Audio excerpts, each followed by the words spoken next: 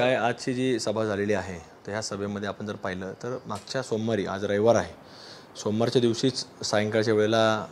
सुमारे अंदाजे 7-7:30च्या दरम्यान काही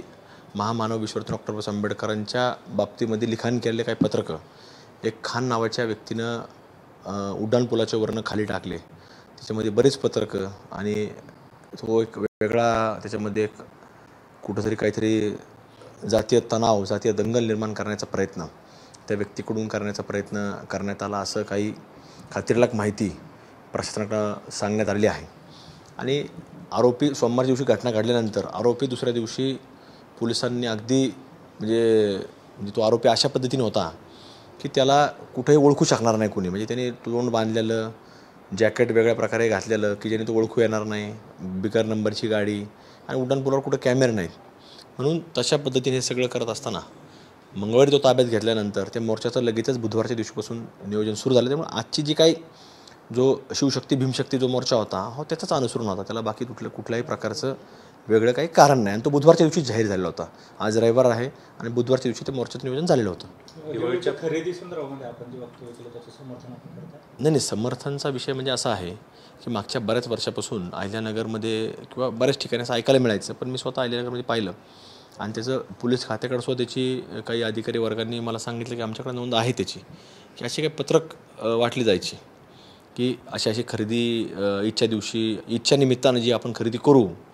तर ती अशा प्रकारे ती पत्रक वाटली जायची की ती आपल्याच लोकांकडनं करावं,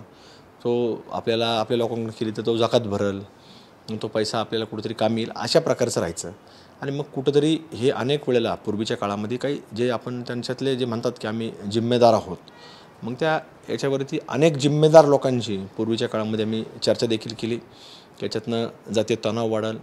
जातीय कुठेतरी द्वेष वाढल, तर असे प्रकार होऊ नये।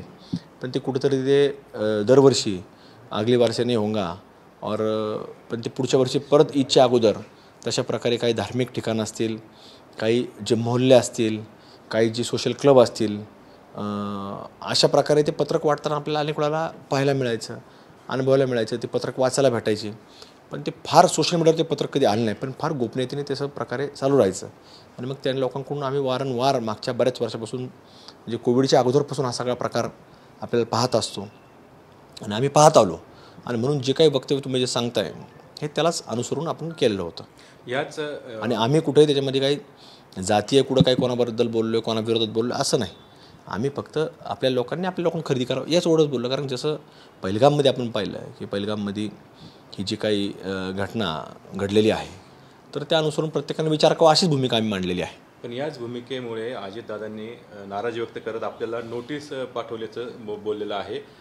काय म्हणजे हे बोलू त्या विषयावर आम्ही दादांशी बोलू, त्या बाबतीत सविस्तर बोलू आम्ही त्या बाबतीमध्ये।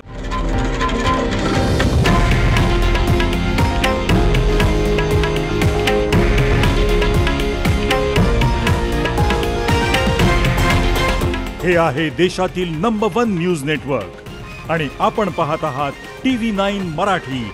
एकमेव।